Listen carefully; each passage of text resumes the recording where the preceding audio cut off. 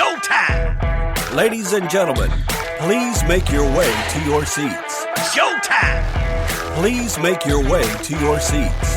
The show is about to begin. Showtime! Let the magic begin. Team develops a new way to generate powerful and focused X-rays using electron wave shaping. Yeah. So again, more scientists out of Asia here, but university in Singapore, they've developed a new simulation-based technique for generating highly focused and powerful X-rays using a process called electron wave shaping. So through modeling how electrons interact when passed through a phase plate that modifies their wave pattern, they showed electrons could be sculpted to produce X-rays up to 1,000 times stronger than conventional methods, while also allowing tunable control over emission directions. So just a couple of things here. Electron wave shaping refers to a technique. What it does is it manipulates the wave properties of electrons in order to control and optimize the production of X-rays. So for those quick science thing, electrons have wave-like properties. And it's described by quantum mechanics, just like photons.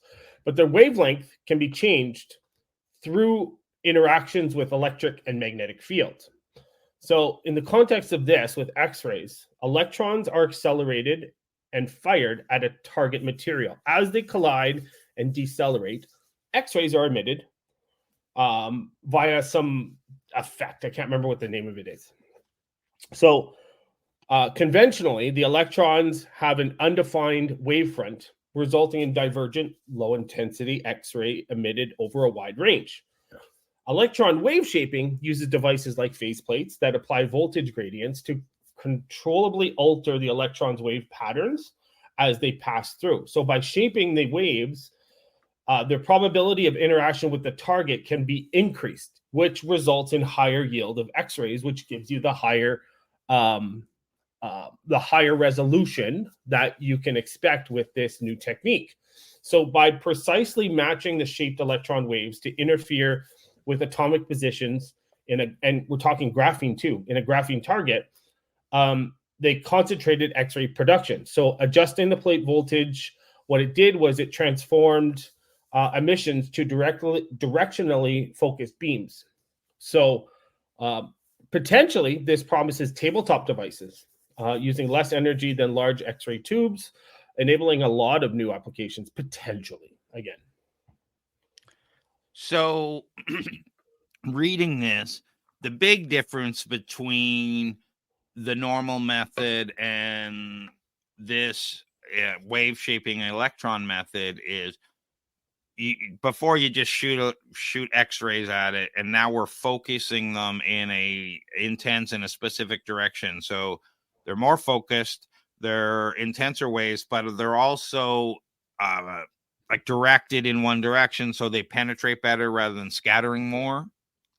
Yeah. So I'm because there's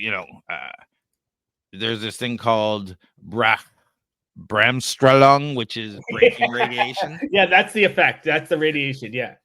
So or breaking radiation, which sounds like good. So what we're doing is we're making it so strong that this Bremsstrahlung radiation or breaking radiation happens less. Like it seems like a protective barrier, and we're ramming right through it. So, does this mean there's less radiation scattered in the room, so people have to be less protected, or does it, from if it's a person being affected, are they? It seems like the effect of the radiation of the X-ray would be magnified on that person. I don't think it's more of the intensity or magnification. It's more of the focused beam, if that makes sense. I don't know if there's more X-rays that are being produced, or if there's less. You would think though that if you're getting a more fixed beam, that there might be a more focused dosage of X-rays that are gonna happen. But based on this, from my understanding, and again, not an expert, but they need a lot of power in order to generate X-rays using traditional scanners. And so if you're able to reduce that power and focus that beam more, potentially you're going to get less X-rays produced, but in a more focused area, if that makes sense, as opposed to a more general area. That makes sense. I don't know. And it says that you can now use this for finding defects in like electronic circuits or something. And I'm like, is that a real practical use? So yes, actually, you know what? So this is more, we're getting into some spy kind of stuff. But this is how other companies will figure out the architecture of other manufacturers' chips by using X-ray technology, so that they can see how they can see the chip's architecture by just shooting X-rays at it. And they currently do this right now. Yeah, and so, but why would we use it to detect flaws in semiconductor chips accurately? Are we so as we this is just me again spitballing, but as we get smaller and smaller on the nanoscale of wavelength to produce these chips, the defects, I'm guessing, are becoming smaller and smaller and smaller. And so having a higher resolution would probably help to find and identify those defects in those new chips that are being produced. Yeah, so the chips coming off the line, we got 3 nanometer chips being made now in processors. So. And maybe even 2. I can't remember. But I think there might be in we were talking about some new cool stuff, but the ones I think Apple are shipping now are 3 nanometers. Mm-hmm. And I'm just looking at this thing. Okay, so what we're doing is being able to detect what the yield rate is at closer to manufacturing and tweaking the results. So if we're getting a 50% failure rate, we can scan these right when they're coming off to detect where they are and fix the manufacturing process, kind of thing. I'm thinking yes, absolutely, yeah. Cool. Yeah. You know that and correct me if I'm wrong. I think there's actually only one company, and I think they're based out of Norway, that produces the machines to produce chips. TSMC is one. I can't remember, but don't hold me to this. So if I'm wrong, let me know, guys. But I think there's one. There might be 2 that produce the actual machines, that manufacture the machines to produce chips. Yeah, this is, and Sam Altman, isn't he trying to raise $7 trillion to build his AI fab company to build chips? Is he? That's a lot. Did you know, speaking of quickly AI, there is a Canadian company that has developed a phenomenal chip as well as new encoding or a new technique for AI. It's called Grok, GROQ. Anyways, we diverse, but yeah. If you know these people, let's see if we can get them on and talking about their product. Yeah. Back to this. So I could see, they're talking about probably using that example to talk about the level of resolution they could get to potentially. Yeah. When I'm an old man, I've been married, I have kids. My wife was pregnant in the US, and we did the first ultrasounds down there. And what we got down there was much better resolution than what we received up here. And US versus Canada, when I say down there, up here. Yeah. This probably takes those things to a whole new level, and being able to use these in all sorts of industries to do exactly that. If we go back to talking about liquid metal printing and those DNA nanorobots, and we could be pumping these off the press and having tools like this detecting the defects early on, because I don't doubt they'll be 100% perfect. Yeah, well, in order for us to get this technology and do it, Canada needs to invest a lot more money into research and development. But there's a lot of potentials here for this technology as well too. So it's really, I think we're about 5-10 years off from practical tabletop devices for this. But yeah, and when we say practical tabletop devices, what does that mean? Well, where it's commercially available. So, but you go to the doctors and they're using something that's not going to be anywhere near this, and everyone, you got to wear this big leaded thing. You got to stand behind the wall. So you just pick one up and shove it on your desk at the office. People want to come in and scan stuff. They come into Bob's office and press the button. No, I think we're talking like GE, where they're selling to these devices to hospitals and things like that. I think that's where we're at. And we do have, I know we have portable X-ray machines now that can fit inside of a truck. But I think in a clinical setting, we're talking 5-10 years away. Yeah, this is really cool, and I'm only scratching the surface of what we could do with this technology. I'm very curious, and so always have to go to the dystopian Craig. And I got a couple other questions probably for you here. I just wanted to talk about my dystopian. Does this sounds like we could make beam weapons out of this technology? Absolutely, we could. Actually, to be honest, maybe it all depends on how far the electron beam, how much of it dissipates over a distance. So depending on the beam itself and the power behind the beam, who knows how far you can actually, shoot that beam, if that makes sense. They didn't really talk about it. I didn't see here whether it takes up more or less energy doing this or the same. I think it takes up less energy because you're more directed as opposed to, so typical X-ray tubes require kilowatts of power, whereas what I'm assuming is this tabletop, if you're using wave shaping devices, they can function with watts instead of kilowatts. What other areas of physics research could benefit from this electron wave patterns other than X-rays?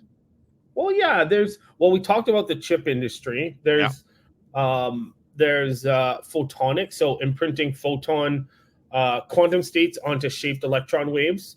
That could open up interacting with light and matter in new regimes. And I know we talked about light and time and different things like that. So that one's really cool. There may also be opportunities to coherently control, like using the techniques here, they could, beyond just X-ray generation, they can control other emitted radiations through tailored electron material interactions. There's different things like tunable oriented light beams. It's a lot of really more complex physics and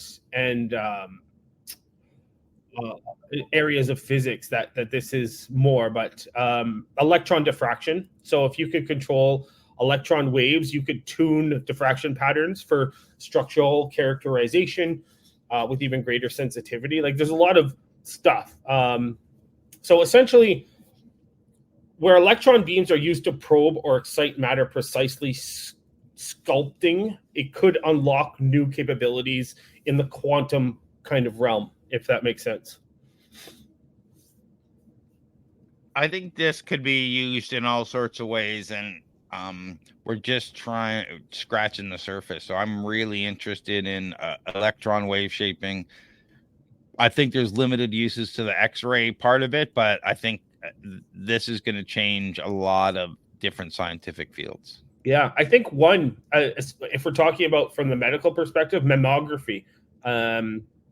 could actually benefit. Absolutely. From this as well. Yeah. Yeah, I could see all sorts of from medical from that. Yeah, absolutely. Then that's a huge problem. So For sure. this is great. You have anything else you want to add to this before we jump to our next one? No, just like there obviously are safety concerns because and you were talking about the radiation dose. So even with the ability to focus X-rays, there's always unintended exposure that could lead to excessive radiation absorption in tissues. So obviously there would still be like strict emission control and shielding that would be needed. But again, there's still, so if those of you out there thinking, we won't need to use those lead vests or any protection, we're still going to need that. It just might not be as predominant, but there's going to be new techniques that are going to be needed for this. So definitely, I'm really interested. Like I said, this whenever we get to this level, it's really cool. I used to do IT work. I was an outsourced IT guy for a company called Gleg Water, and I handled all their systems. And one of the coolest things they did was they made water that was either so acidy or so alkaline, so pure that, Intel and whatnot used it in their chip building process to get rid of any impurities and all this kind of stuff. It's really interesting, this whole process at this level. What are you working on? Yeah, so next week I'm excited. For those listening, we've got Startup Drinks that I'm going to be going to. That's your event, Craig. It's one of my favorite events because it allows anyone to go up and pitch if they want. You buy a ticket, you get to pitch. You can pitch yourself, you can pitch your company, you can pitch an idea, whatever. And you can get a bit of liquid courage included with that ticket so that you can get up there and pitch, and then some food to kind of wash that down, or to kind of fill your stomach. So it's a great event downtown Toronto. I'm looking forward to that on the Leap Day, February 29th. And then on the Tuesday, I'm going to La French Tech's networking event, just a networking meetup at Boston Pizza. So that's really good. Is that downtown Toronto? Yeah, that one's downtown Toronto too. You have both of your events gone past? Didn't you have no, this weekend. Yeah, you're right. I gotta pack my suit. So I've got the judging contest for entrepreneurs this weekend, this Sunday at the Hilton, I think it is, in Toronto. That's gonna be interesting. It's gonna be fun. That's through the Future Business Leaders of America. And then had an amazing event with Daniel, Ryan, and Ferial at Creator Club, right by What a Bagel in Toronto. So that was a great event. It was really focused on HR, on branding, and a little bit of funding, but the conversation was really good. It was more of an intimate setting with about 25 people. But there was a lot of good questions, a lot of good conversations. Yeah, I was frozen there for a bit. Yeah, I'm glad Daniel and the people at Creator Club are great. I've been working with them for a long time. Before Creator Club was around with King Street Media. And Daniel and his team actually created the logo for TorontoStarts. Most people probably don't know that. He told me that. I forgot to tell you. Yeah. So it's this thing we talk about. Like, we've been friends in the community for a long time. So anything they do is great. Check out TorontoStarts for all our stuff. Like John said, Startup Drinks TO, February 29th is going to be a great time. If you want to work with John, find him on LinkedIn. John, you were mentioning they just canceled CDAP on Friday of a long weekend, and everybody went a little crazy. Yeah. You want to tell us a little bit about what happened, or who knows? We still don't know what happened, but they closed registration. So if you are registered, you can still take advantage of the CDAP program. So reach out to me if you're registered. Happy to help you move that needle forward. But yeah, on the Friday of a long weekend, they announced that the CDAP program is canceled. And it was only a year and a half in, and it was supposed to go on for 4 years. So something happened. They had a lot of funding. So something happened. I don't know what happened, but yeah, well, if I find out more, I'll let you know. But yeah, other than that, guys, if you're looking for any kind of government funding help, reach out to me on LinkedIn. I'm happy to have that conversation with you. But crazy about CDAP. It's in my 16 years, I've never seen a communication like that happen. Such a failure in communication there. Yeah, my speculative mind goes to bad places, so I'm not going to say things because it's all speculation. Anything like I know nothing except for what you told me, so I'm not going to. You know what I think happened? Exactly. I think you and I share the same sentiment on what we think happened. Yeah, so we can do that on a conspiracy or projection thing. I don't want to cast shade on anyone when I'm just speculating. But that's great, John. If you want to talk about funding, reach out to John Irwin on LinkedIn. I work with startups all the time. If you're struggling with getting your startup off the ground or growth strategies, market penetration, give me a shout. Go to startupcoach.ca, book a discovery call. We can chat and we can talk about how I can get you on the right track and get you moving. Yeah. That's about it, John. We'll see you. If I don't physically see you, I'll see you on Thursday at Startup Investor Drinks. For sure. Thanks, Craig. Wow, that was amazing. That is all